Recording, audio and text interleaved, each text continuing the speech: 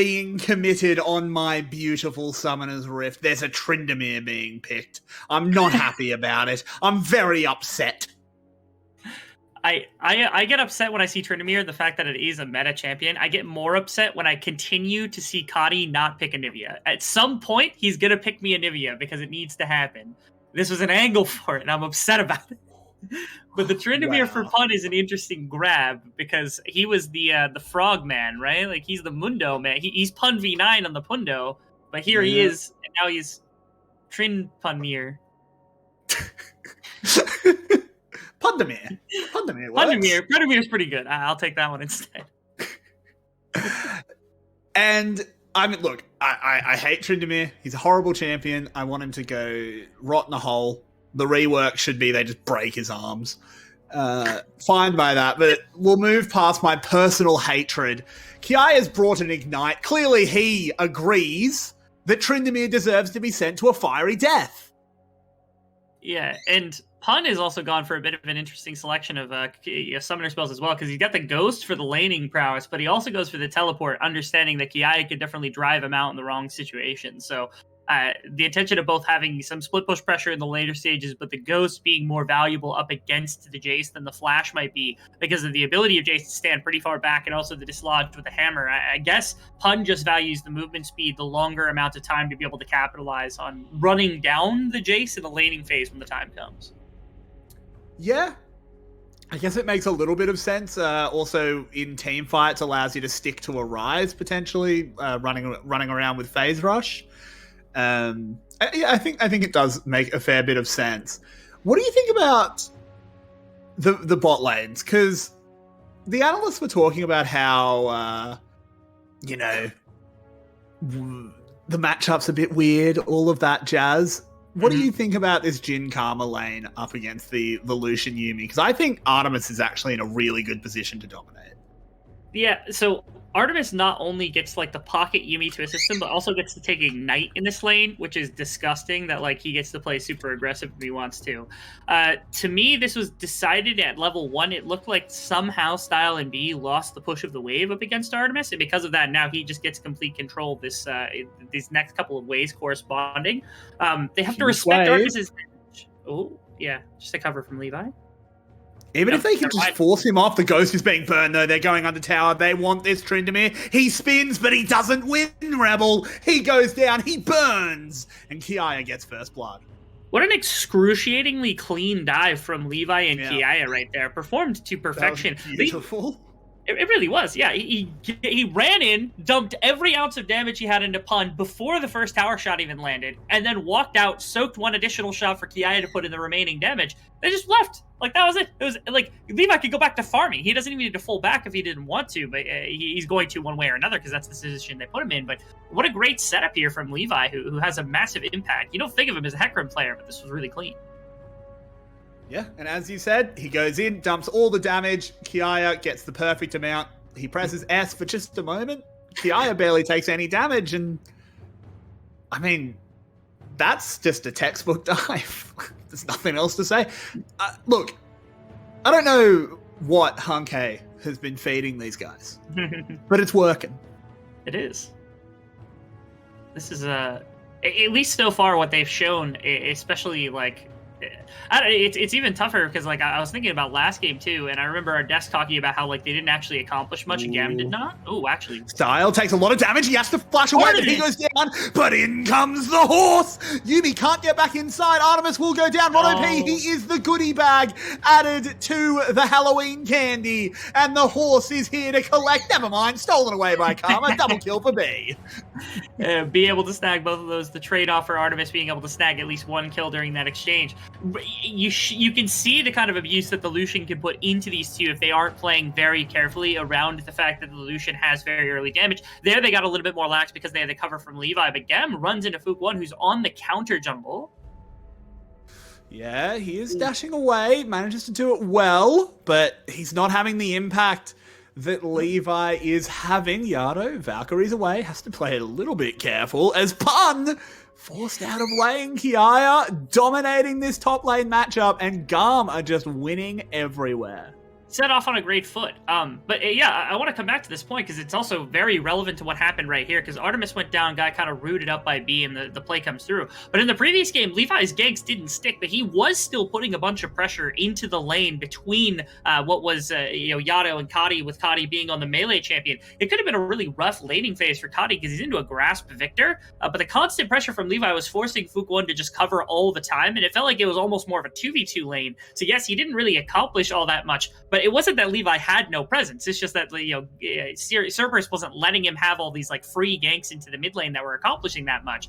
But it wasn't that he wasn't felt around the map. Like Levi was showing up. Now on the Hecarim, that presence is being felt a lot more directly, especially by Pun, where this is now the third time in a row that Pun has had to just leave his tower. Levi has clearly been going to Sunday school. He understands what is good and godly, and what is good and godly is putting Tryndamere in the dirt. He's only level 5. He's a level down on the enemy jungler as the wave crashes. He has 30 farm at 7 minutes, and I love to see it. And now Levi moves into the mid lane. Yato has absolutely no recourse as the Hecarim ult follows him over the wall, takes him down. Now Fook is going to have a play with the pony, uses that first, and the Realm Warp, though, gets him out, takes him directly to World 8, and they'll be fighting Bowser momentarily. It's a really weird play. At first there, I was a little curious why Kadi was deciding to flash and then just throw a root onto Yato underneath of the tower, only to see that Levi was around the edge. And it actually forced Kadi to take tower aggro, once again juggled perfectly between the solo laner of GAM and between Levi, who's once again forced himself into a dive situation on this Hecarim, where he's been able to have a lot more impact than what happened in the previous game with the Nidalee. Again, it's just been very tangible what's been taken by Levi so far inside of this game, and it's yielding very solid results. It certainly is. This is as clean as we've seen GAM in a very, very long time. And a clean GAM is a terrifying GAM, Rebel, because they're not a team that needs to be clean to win. They've got the hands to play a bit of a mud wrestle, but they're not even sweating. They're not. This isn't a position where they need to mud wrestle. It's just they're kind of just muscling. It's like arm wrestling contests where everybody's like, GAM is the biggest one in the room and nobody wants to do it because they're like, oh, he's just going to smash everybody. But it's just happening anyway because GAM is enforcing their willpower upon Cerberus. It's a situation where, like, I don't know, this is a GAM of old. This is like where we expected GAM to be in pretty much every other split. The difference is we got our first glimpse of what it looks like when GAM are actually mortals and there are other teams that can potentially contest. And somehow, like you said, I don't know what it is that Han K has been feeding or been able to do with this team or what the rest of the team has been able to accomplish, but it's clear that they have reascended to this immortal status, at least up against Cerberus here. 100% Fukwon will get a bit of a consolation prize of an uncontested Rift Herald, so that's nice. They're actually not as far down in gold as you might expect. They're only about 2k gold down as Artemis, with Ron OP moving back down here. It is only going to be the one tower plate taken in exchange for the Rift Herald. Actually, the second one might just go down. Can they deny it? They can. That was not picked up by anyone. Very close. So, not bad. Not at all.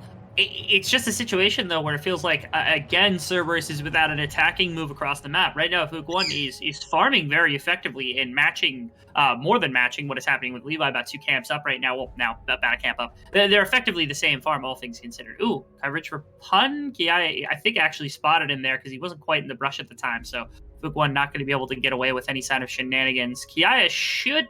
Again, I'm pretty sure he caught a glimpse of him there for a second. I didn't get a vision toggle. So I don't think he'd be playing this far back if he didn't, but ooh, maybe we're wrong. The needlework doesn't quite land, but it doesn't matter because he does get the auto attack, but then just bang, knocks him away easy enough, and Artemis is very low, and out comes the symphony, but the cat has knocked the instruments over. Darn. We didn't get the bullet bending possibility from Style. He wasn't able to find the angle around the cat. It was just able to block enough of those last shots. But you know what beats cats? Horses. And here comes Levi. He's not actually going to go in, though. Oh, but you know what beats Corky's? Rises. Evidently, that is the case. I remember yesterday, or Yeah, yesterday on the desk, I was able to make too many jokes about mid laners being able to succeed on Rise. So once again, it's Kadi who's going to be able to step over the likes of Faker and Chovy and all those fantastic mid laners who currently don't have wins here. Mostly because Yato cannot figure out how to play the Corki into this champion. That's twice now the kills have gone into the mid lane. Everybody's been set onto a good foot, right? Kiaya's had no struggles now into the top side. Kadi's having no problems in the mid lane. Levi's just running things. And the bot lane was the only place where we were like, maybe Artemis and Rod OP with the right setup could actually get some things done. They were able to trade one kill, but even that has now just been completely thwarted. It feels like there isn't enough gold in Artemis to really take over the bottom lane as much as they need to because of the winning setup that's come about from GAM. Yeah, it really feels like Levi, he drifted up towards the top side a couple of times, then went, right, Kiaya, you've got this now, mate, off you go. Went to the mid lane, picked up that kill, went, right, Cardi, you've got this now, off we go, and now he's onto the bot lane.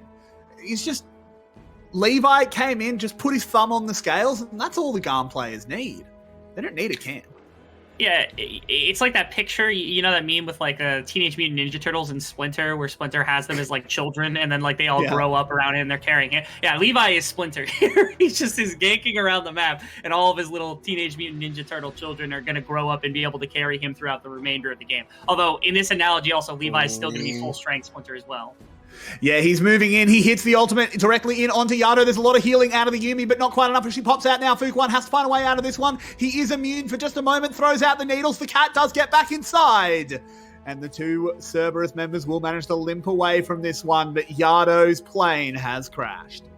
Yeah, not much to be able to contest with here. Fook1 is with basically a nearly dead Yumi, and Fook1 on his own doesn't have a completed item even, so it's just going to be turret plates traded back. I will say they were able to pick up good gold. They got 3 of the plates and almost a 4th off of the mid tower, so that's something. But in the meantime, I mean, mid lane's losing towers, top lane, Kiaya is just pulling off plates, and even bottom lane, Artemis is denied from getting anything. So across the map, just getting kind of choked out is GAM, making sure Cerberus has nothing to their back pocket.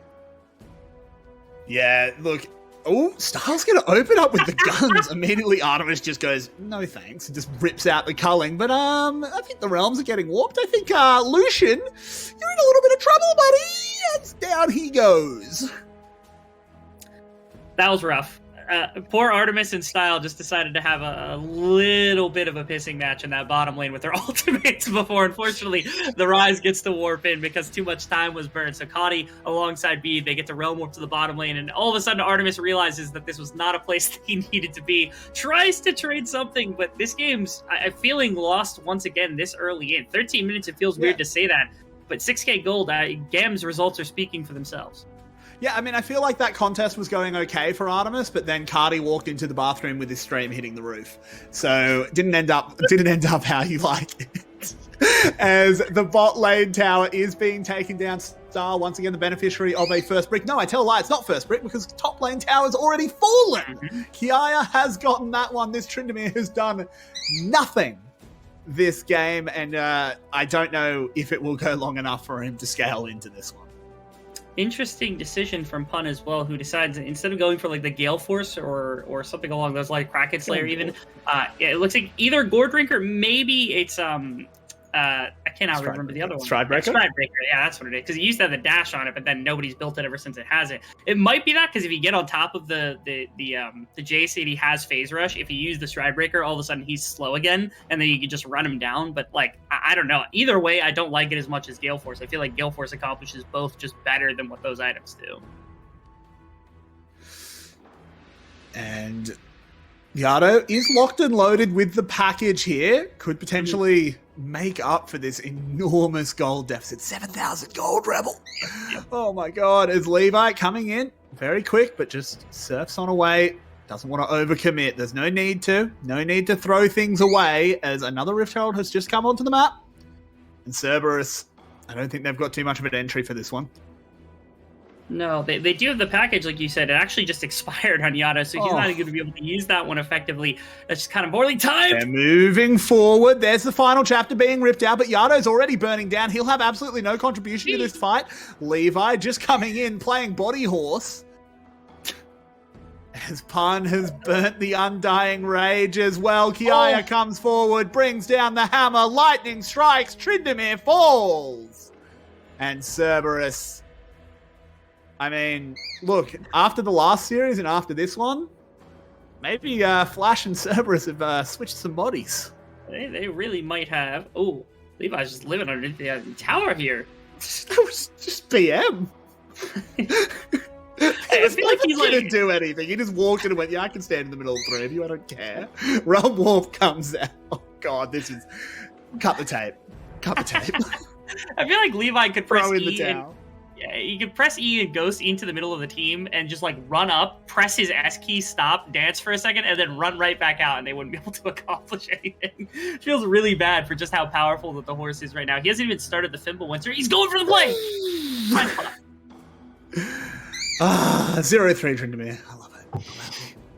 I'm so happy. I promise I'm not biased to GAM. I'm just biased against Tryndamere. No matter who picks it.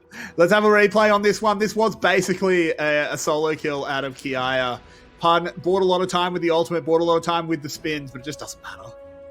Nah, too fast. As well as the rest of the team is kind of around. They were looking to set up a Rift Herald. They had 4 members here, and a 5th was kind of coming into the area. So now Rift Herald ends up getting taken by GAM after a little bit of time. They're already up 9,000 gold, though. They don't even need this necessarily. Shirley is just going to be in their back pocket for whenever they decide to start pushing for some serious damage, if they can find a nice effect on the map. You also can appreciate that it's a Hextech Rift, which allows them to get out on the map a little bit faster. Cerberus doesn't like that. Cerberus doesn't want them to be able to walk onto the side of the map as quickly as what these portals allow, but here we are where GAM is going to be able to deploy so quickly out of their base with these that now all of a sudden they're going to be able to use this massive advantage even more effectively than what they would have with any other sort of break. Yeah, I agree. Particularly as well, the Hextech Soul is statistically the most powerful soul. I don't think this goes to Soul. Honestly, I'd be a bit disappointed in GAM if it does. But should the game drag out, that is a bonus for them. Culling is used as Fook comes in with a cat on his back. They will pick up a shutdown onto Karma. That's a bit of gold into the pocket of the Lucian, but it just doesn't matter because Fook is going to fall down 1 for 1. And oh, Pun, you don't want to be there, my lad. That ultimate is not going to do enough. Kiaya does not go down. It's a double kill picked up for Levi. Very well played right here. GAM, they find themselves on like the aggressive end of Cerberus, they're just trying to pull something back at this point, but it's not enough. And now Shirley's going to be used in the mid lane to be able to dash down and try to pull this one. Levi continues on his trend of just running to the side and attacking from that distance. This is just to zone them off the tower. And now with mid tower taken after the drop, they're going to potentially be able to redeploy. They have a minute until the next dragon, so it's a little bit of a late back if the side of Cerberus really want to push into the river and try. But I feel like they're down so much gold that even if they had full river control, it's just not going to matter. There's nothing that they really do to prevent GAM from just bullying them around in this game. Yeah, it's very, very true.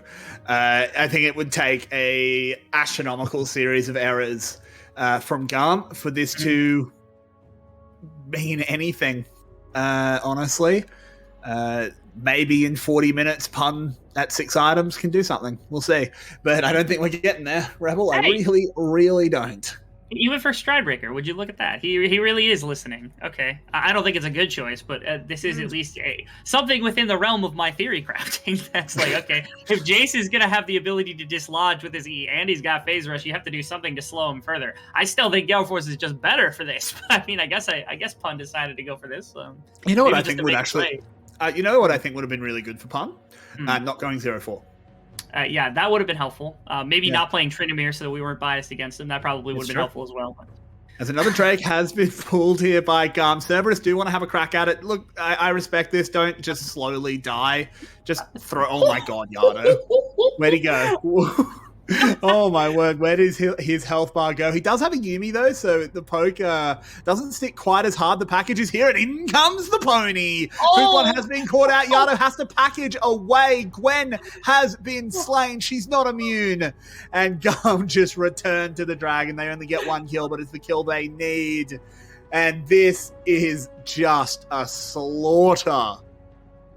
I can't even just express how incredible the amount of damage did to Kiaya just did to Yado was, because he has the package, and they're like, okay, maybe with the package, if we get a perfect usage here and we're able to express this and use the rest of our team to follow up, maybe we can team fight. And then he just immediately down to 40% of his health bar. It's like, all right, never mind. He gets healed up by Rod OP, only to have the exact same thing happen a second time down to 20% and has to get out of dodge as fast as possible.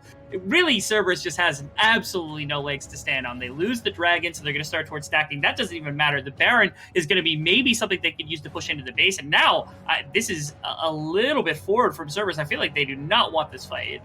Yeah, GAM, I think, playing very respectfully here. I think they recognize that Cerberus was on a reset. So despite the fact that it's a 10,000 gold lead, if they're carrying a lot of gold, it's actually a lot closer than that should be.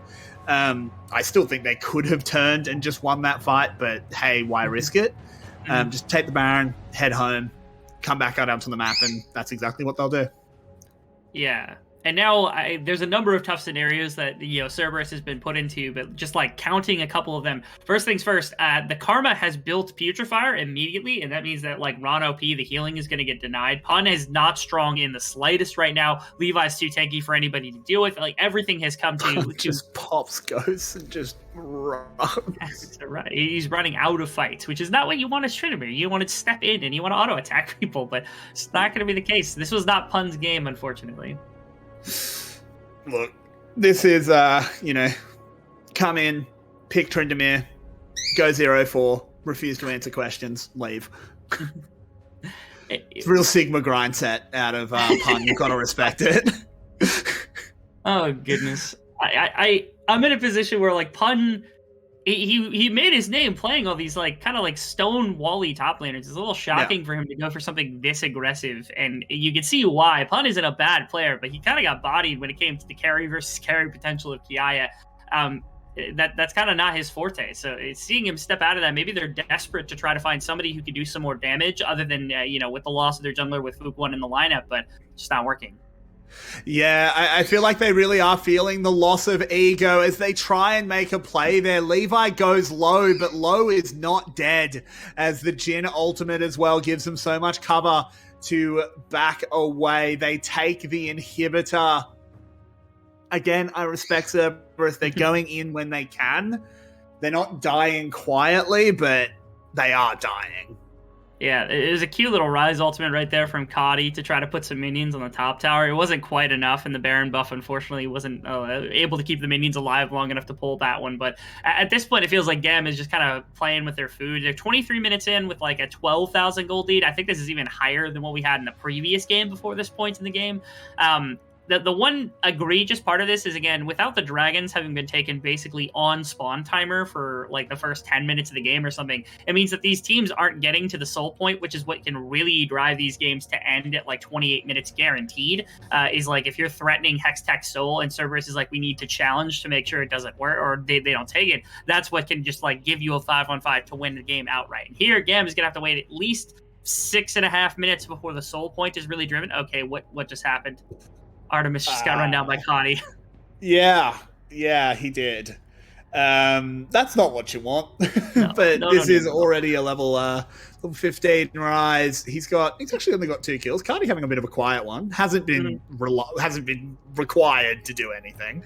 No. So that's definitely not a knock against him. Oh. As they go forward once again, they're going to take a second inhibitor, third. In fact, I can count good, I promise. As that is 24 minutes, 3 inhibitors down. The Nexus towers are going to be the next ones under siege. Cerberus, just go. You've got to go for the fight. You've got a package. As Fook 1 is going to put up that hallowed mist, goes forward with the needlework, trying to do everything she can, but it's not quite much as she goes gold for a moment. The package only goes over a golden Cardi. Yado gets taken down. Levi, will he fall? It's a consolation prize. Hey, Pun adds his name to the scoreboard, but he will not be adding it to the winners list as GAM walk in with a second dominant performance. The first game went a little bit too long. The second one comes in under the Union mandated 26 minutes as the Nexus is under siege. GAM, oh my word, they did not take losing that winter final well. No.